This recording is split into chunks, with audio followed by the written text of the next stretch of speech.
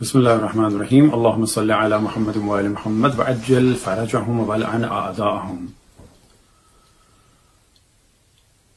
تمام مسلمانوں کو، خصوصاً اہل بیت علیہ السلام کے چاہنے والوں کو، امام زمان علیہ السلام حضرت امام مہدی حجت ابن الحسن العسکری علیہ السلام کی ولادت کی مبارکباد پیش کی جاتی ہے۔ اس سال تو امام زمان علیہ السلام کی عمر قمری کیلنڈر کے اعتبار سے 1185 سال ہو جائے گی۔ بالفاظ دیگر کہا جا سکتا ہے کہ اس سال 15 شعبان 1440 کو امام زمان علیہ السلام کی 1185ویں سالگرہ ہوگی،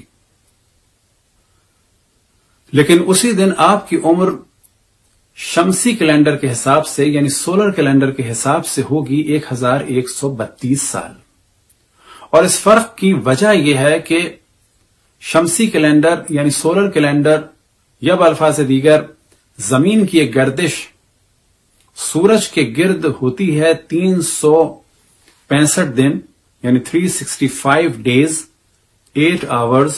48 منٹ اور 34 سیکنڈ، اور لونر کیلنڈر یعنی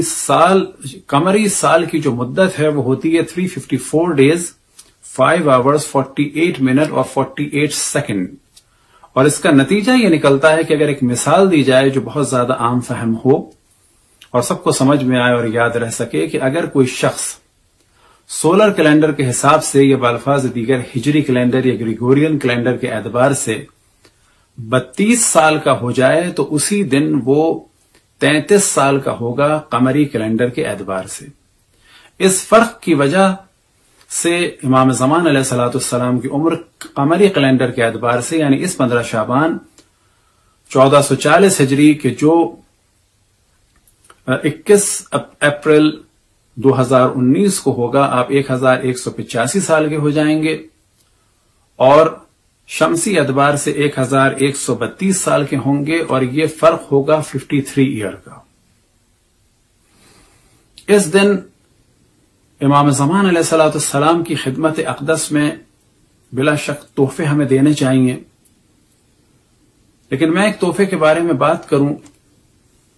کہ لوگ تو شاید کافی بڑے بڑے تحفے دینا چاہتے ہیں کہ خداوند تبارک و تعالی ہم سب کو توفیق عطا فرمائے کہ امام زمان علیہ السلام کی بارگاہ اقدس میں کوئی اہم تحفہ دے سکیں، لیکن میں ایک ایسے تحفے کی بات کروں گا کہ جو بہت ہی حقیر اور بہت ہی پست ہے اور ان کی شان کے مطابق نہیں ہے، لیکن وہ تحفہ بھی شاید ہم نہ دے سکیں۔ بس دعا کرنی چاہیے کہ ایک بہت ہی حقیر اور ایک بہت ہی معمولی سا تحفہ کہ جس کو امام کی بارگاہ میں پیش کرنا واقعا مشکل ہے،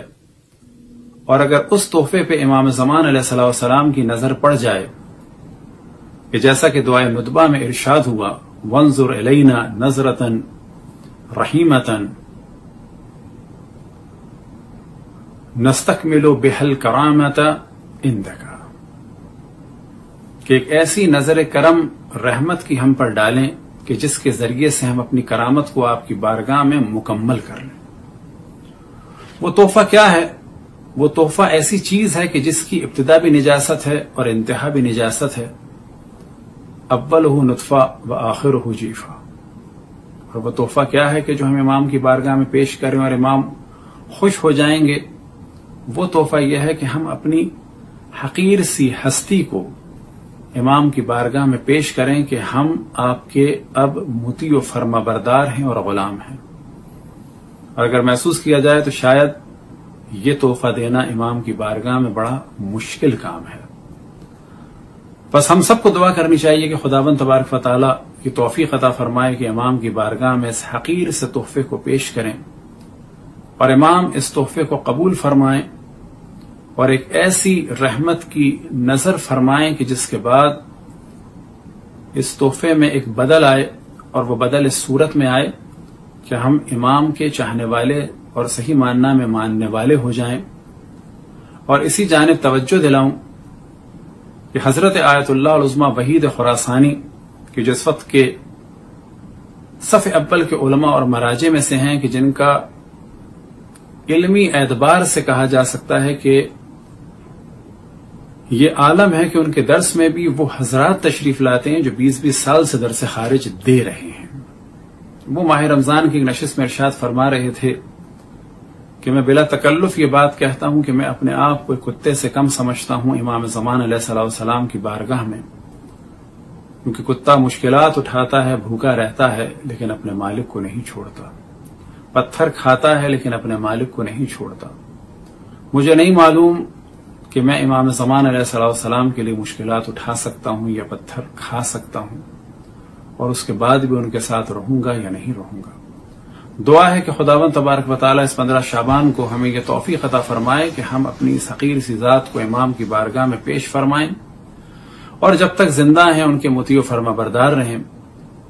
اور اگر اس دنیا میں مر جائیں ظہور سے پہلے تو خداوند تبارک و تعالی ہم سب کو دوبارہ زندگی عطا فرمائے کہ ان کی بارگاہ اقدس میں اپنی جان کو دے سکیں۔ اور میں خود جو امام کی بارگاہ میں ایک توسل کرتا ہوں، اور وہ اس صورت میں کرتا ہوں کہ یا مولا میں بہت ہی حقیر ہوں، پست ہوں، جیسا کہ ایک آپ کا شیعہ اور چاہنے والا ہونا چاہیے وہ میں ویسا نہیں ہوں، لیکن صرف ایک چیز کے وسیلے سے آپ کی بارگاہ میں حاضر ہونا چاہتا ہوں، اور وہ چیز یہ کہ نہ عمل ہے میرے پاس اور نہ کوئی اور کرامت ہے۔ ہاں اتنا ضرور ہے کہ میں آپ سے اور آپ کے اجداد سے اور خصوصاً آپ کی جدہ حضرت فاطمہ سلام اللہ علیہا سے محبت کرتا ہوں اور ان کے دشمنوں سے نفرت کرتا ہوں۔ دنیا میں گناہوں میں ڈوب چکا ہوں، لیکن اگر کوئی کتنا بھی مال کیوں نہ دے دے کہ آپ کے اجداد سے دور ہو جاؤں، یا یہ کہ آپ کے اجداد کے دشمنوں سے محبت کرنے لگوں، تو صرف